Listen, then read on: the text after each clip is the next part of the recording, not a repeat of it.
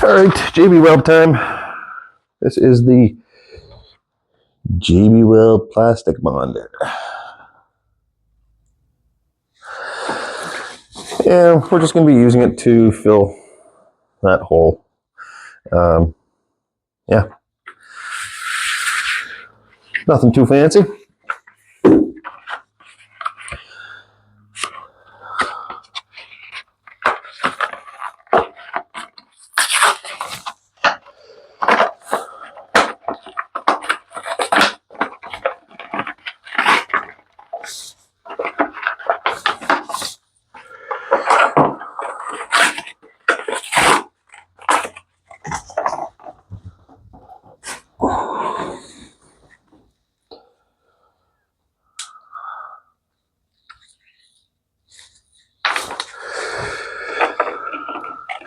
I just use the case for the, and that's what I use just to mix it in. The stuff's a little thinner than I was actually expecting.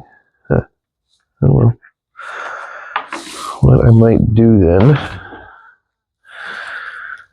is I'm going to stuff a little something inside that hole after I'm done mixing it up here.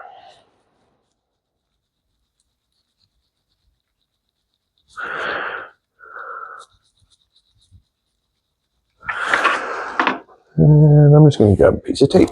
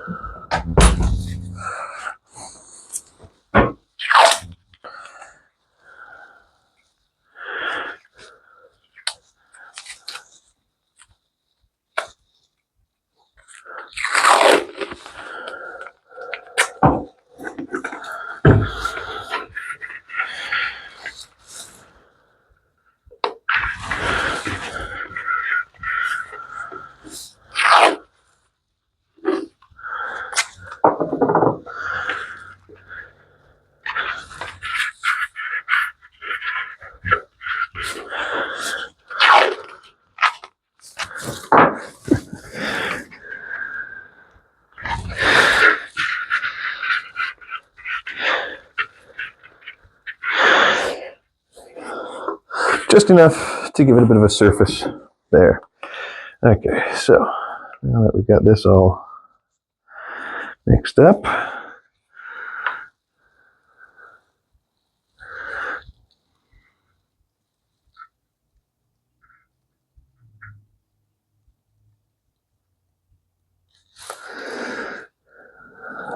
let's see. I've never used this plastic bonder before, so we'll see how it works. It's interesting so far. I'm not going to tell you what I think its consistency reminds me of.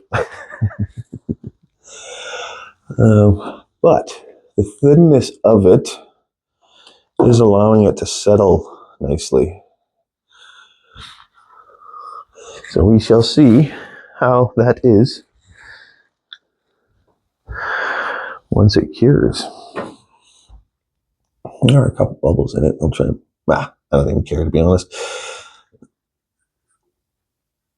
Just gotta get rid of the excess, reduce the any sanding I have to do. But yeah, overall. Okay, I gotta get a pin, try and pop those. Here's the first helmet with the visor. You can see there's iron powder on it already.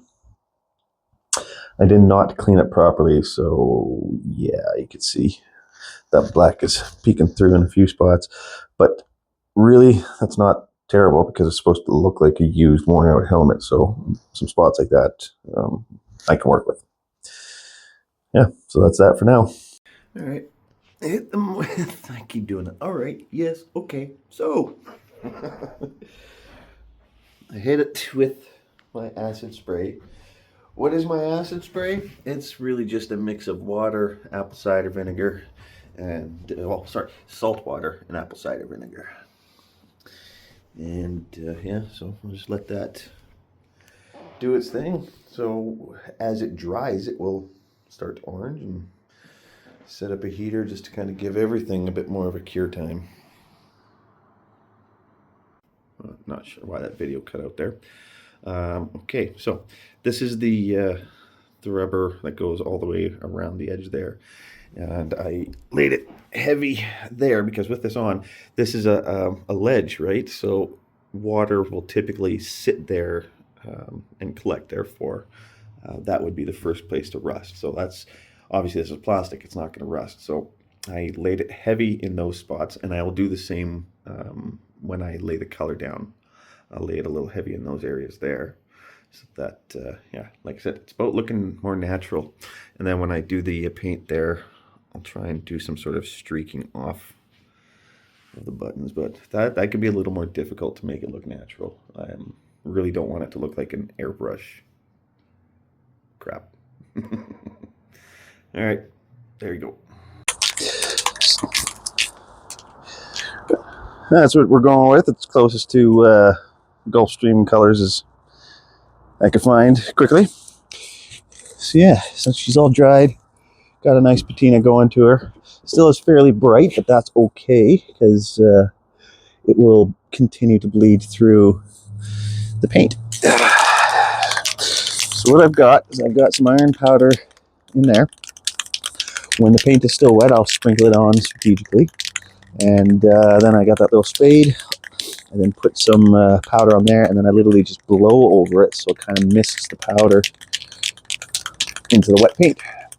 And you really got to be aware of how fast your paint dries when you're doing this, because you want the powder to embed in the paint but not be completely absorbed, because if it's completely absorbed by the paint, then it's not going to get any of the acids, and well, it just won't do anything except add texture. So it's kind of a fine balance, which is why it can be difficult to do big projects, but yeah.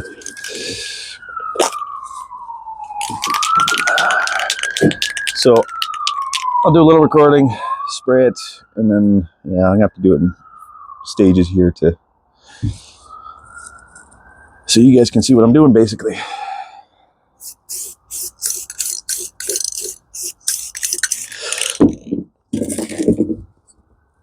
I should prop that up a little better. There we go.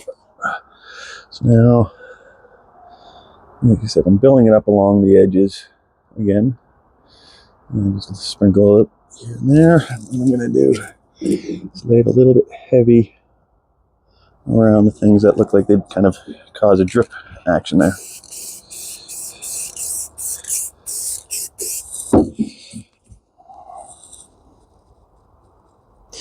And yes, a lot of this does end up being lost because it just kind of falls off, but it's kind of the cost of a project sometimes. So you can see it, like it only takes so much. So you kind of have to prop it up sometimes.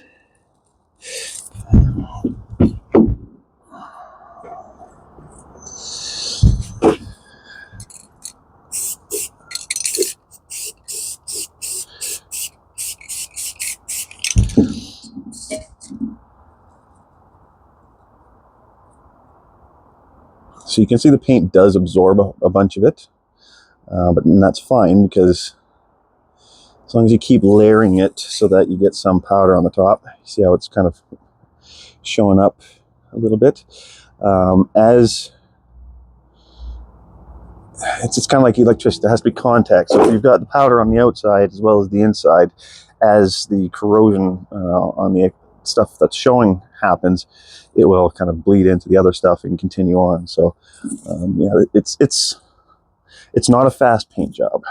It's a unique paint job with purpose. And that purpose is to make it look old. I should have taken that sticker off. Oh well.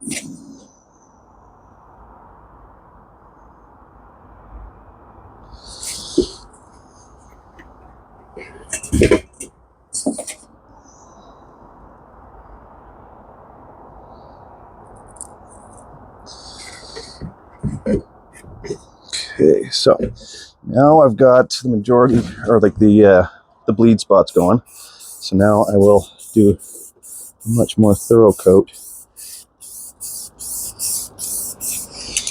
Like I said, I'm gonna put some powder onto the shovel, and I just kind of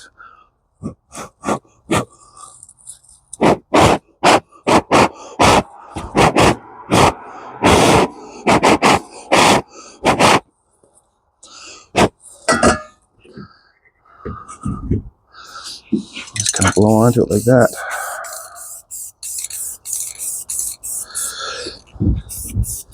See, it's the iron powder is very absorbent, so you will notice that.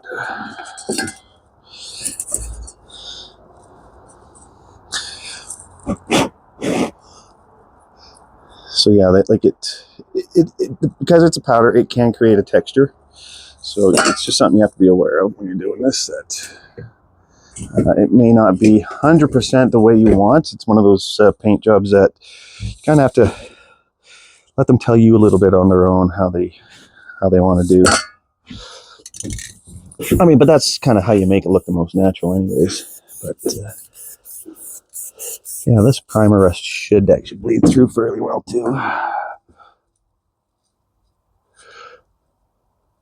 Yeah, so just shaking a light powder on it, and it pretty much disappears right away. But once I start hitting it with the acids, it'll start to bleed through a lot more and show a lot more. So now I've done the basic to make it look like it's consistent and natural. Now I'm kind of going to add a little bit of the highlights to it here and there. A little bit more on the front because that's where it kind of takes the most. Yeah. Anyways. So yeah. Alright, now we're going to do this one. This one I'm going to paint the bottom first.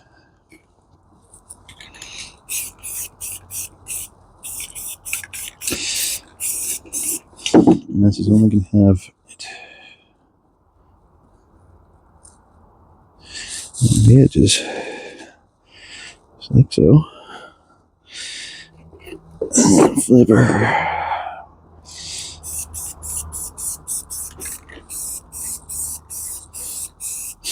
There. So as you can see, well, maybe you can.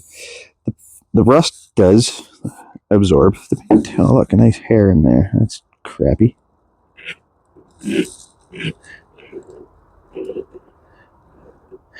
Sweet. Gotta love that. Okay. That's the nice thing about patina paint jobs is imperfections are kind of part of the game. So don't worry about that stuff too much. So the trick is really like, where's the rest going to be dominant in the real world? And that's kind of how you gotta place it. Make it look natural, right?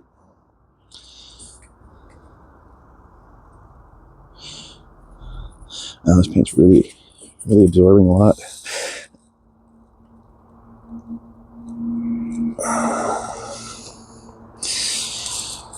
Yeah, so now I'll let those cure, and then I'll hit them with the acids.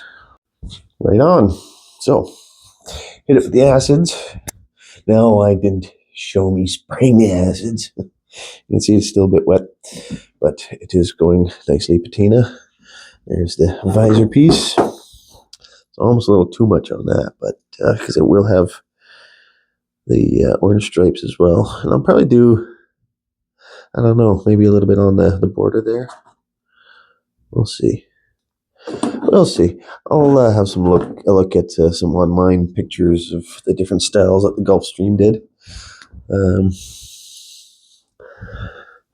Maybe do a number on it. I don't know. You guys think I should put a number on the paint job? All right, here he is. There she be. So that's after a few days of her doing her thing and going all patina. So I'm actually going to rinse her down with water just to get the acids off. So obviously you don't want that to react with the next layer of paint. So I'll go hose both of these off and then let them dry. Then we'll get on to taping. Okay. So now the rust is coming along nicely. It still is actually a little darker in some spots than I actually wanted, which is kind of odd to say. That's okay. So I rinsed off the acids and I actually wiped this harder than I normally do. And I'm happy with that. It actually, I think, has a more natural look to it. Whereas this is almost still too solid. I was thinking I might hit this with a bit of steel wool first just to knock it down a bit. I got to get some better lighting sorted out in this room. There's no shadows. Yeah, all right. So, this is how wide I want the center orange stripe to be. So I'll use this as a guide tape. I'm just going to do one center stripe down the middle. And then I've got these thinner tapes. And then I will basically line that piece and then peel this one off. And that will give me my tape off line there. And then I'm going to do kind of a radius on each side there. And then, of course, the stripe will come all the way down here, so there'll be a bit of a radius there as well. And then all along the whole edge will be about a 1/2 inch orange strip. Now, it's going to be 1/2 inch paint. I might have to do more than 1/2 inch. I might do 3/4 inch because this is going to hide 1/2 inch. Maybe I'm going to have to do a full 1 inch stripe then. Actually, that's a good idea because a 1 inch stripe will cover all of that rust, and then I don't really have to add much, if any, iron powder because that should bleed through the orange paint.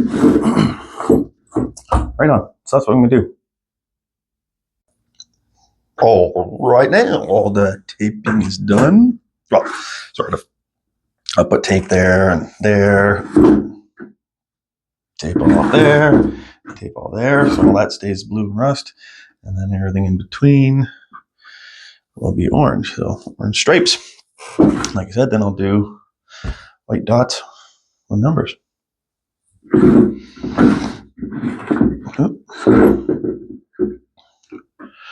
Extra piece of tape got to take out.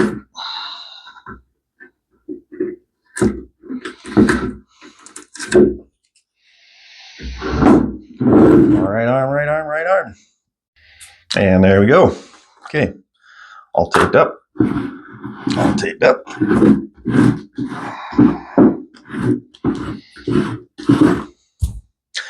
So what I'm going to do is I'm going to give it a spray. When it's still wet, I'm going to take a rag that's bunched up and I'm going to dab it in strategic spots just to give it a bit more of a wear look to it. And then once it's all dry, I'll take a Q-tip with some thinner and clean off all the buttons. All right, now here we go. So got the orange on. Just a quick tour. As you can see, you can see in the light, I did dab it with the cloth, and I use the lace side down just to kind of give it a bit more texture. It's kind of hard to see, but you can see it here in the difference in colors. But that's the whole point. It's not supposed to look like you took a rag to it. It's just supposed to add some more wear and tear look to it. Don't mind all the dog hairs. All right, there we go. Tape off.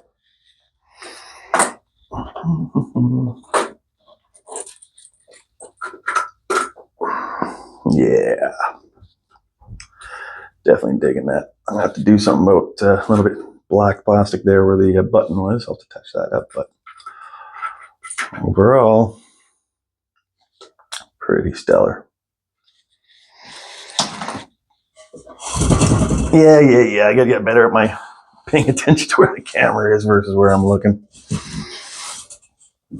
Yeah, it's gonna look nice with the white number on it.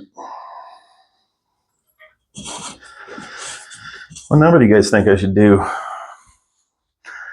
I'm thinking number 2025 or 26, because technically I started my YouTube channel in 2025, but really not putting effort into it until 2026 now. So probably do one of those two numbers because it's the first real project for the channel here, I guess. So I'll be doing a lot of this. I got other helmets I'll be doing.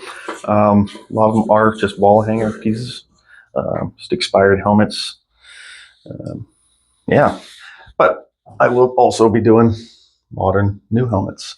I did mine about 6 years ago, which means that helmet's coming up for its expiry, and I'll need to buy a new one in the next couple of years. So I'll be doing the same kind of thing to that one. I've got a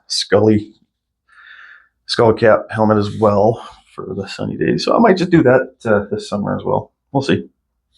Anyways, that's how she is. She's coming along nicely. See that I did not put any more iron powder on.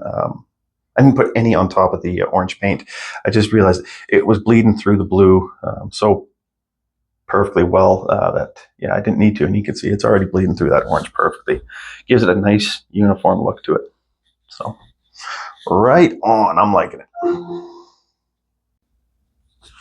Okay, so I just resprayed the white paint. I just wasn't happy with it. It wasn't coming out the way I wanted. So like the rust just wasn't bleeding through. So I just quickly taped her off. Gave her just a quick spray, sprinkled some iron powder on both sides. And, so now I'll let that dry.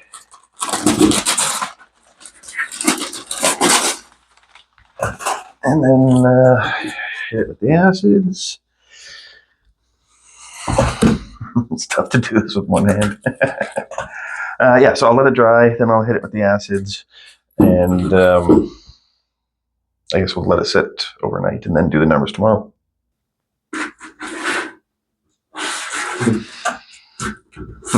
So I'll let that dry for an hour, then I'll hit it with the acids. Okay, so time to do some outlines and some numbers. I'm going to try a couple things. These are the numbers I'm going to use. Yes, they are little wood pieces, and I'm going to use as stencils. I will lay it down with tape, cut out the numbers, and then paint it onto there. So I haven't decided. I'm going to try this paint pen first. If this doesn't work, then I'll use an acrylic and a little paintbrush. But my hand, I'm a little, not the greatest. I don't have the steadiest hand for pinstriping, but if that's what I have to do, that's what I'll do. But we'll see how this goes first. Okay, there's the white. You can see I dabbed it with the rag. Hopefully the orange bleeds through fairly quick. Seems to be on the orange, so I imagine it will on the white as well. I will get some number stencils to do the numbers on the circles. I'll be fully honest, I'm not the steadiest hand for painting numbers, so I'll rely on some sort of stencil for that. And then I'll get some model paint, some deep navy blue kind of thing, and pinstripe the edging between the orange, the blue, and the blue and the white, just to clean it all up there.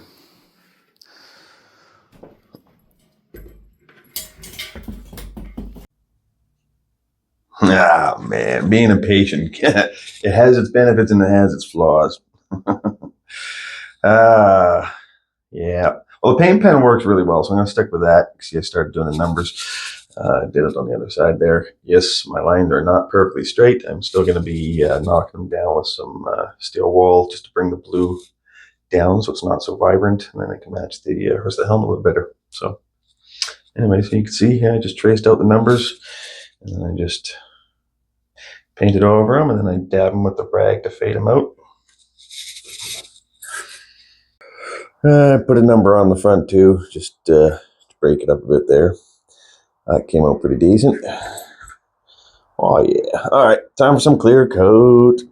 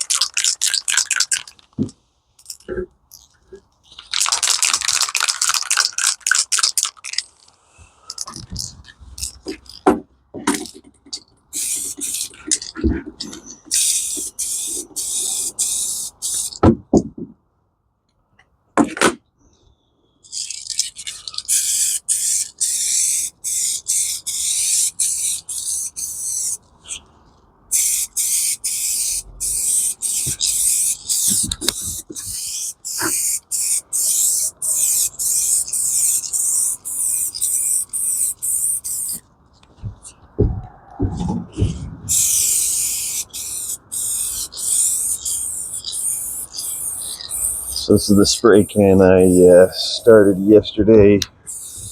I did the center console for the Rat Rod F-150. And the cup holder for it there. And that came out. I'm pretty stoked on it, that's for sure. But yeah. Basically, I'll empty this can now because they only have, not right now, I'll do a few coats on this thing. Because they only have a 48-hour window. Once it's good.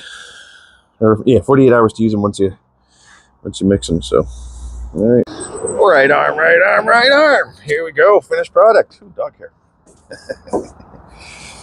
So, there. All finished and done. Yes, my line work is terrible. I definitely need to improve on that, and I will continue to do so. But that's not the main purpose of this video. It's to show the patina work. I have some vintage style goggles, but those are going to be a couple weeks before they show up. Yeah, I mean, this is just a wall hanger. I probably could get it refilled, but I'm not gonna. You can see it had a hole drilled in the top to the lamp, but overall, I'm pretty stoked on her. What do you think? Let me know in the comments. Do you think this is overdone with the patina? Do you think it's about right? Tell me how terrible my line work is. I think the one thing I would have done different is I actually would have put some orange powder on top of the orange. It did not bleed through quite as much as I wanted. You can see there is quite a difference in color. So to me, it looks like the orange was put over top of all that, which isn't terrible because it is kind of supposed to look like a home backyard racer job. And I think I definitely nailed it with that. But even still with that, the line work is bugging me. The other thing I would have done differently is I would have, done the line work and painting with this on, which is a little difficult because you don't want to mess the paint, but you can see. I probably should have continued the orange along there somehow. Maybe done this top ridge orange just to kind of go with that. But live and learn. Overall, I think it's pretty gnarly. I'm happy with it.